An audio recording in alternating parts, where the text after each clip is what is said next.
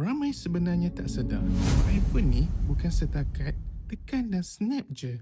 Dalam photo mode, iPhone ada 0.5x, 1x, 2x dan boleh zoom 4x sampai 8x ikut model. X tu apa? X tu ialah kali zoom. Untuk kamera utama, sensor dia 48 megapiksel tapi gambar default yang keluar ialah 24 megapiksel.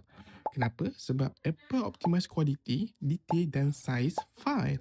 Kalau nak jimat storage, guna format HEIC. Kalau nak edit serius, boleh pilih Apple ProRAW. Dan kalau nak 48 megapiksel yang sebenar, kena pilih HEIC Max 48 megapiksel ataupun shoot dekat ProRAW 48 megapiksel secara manual.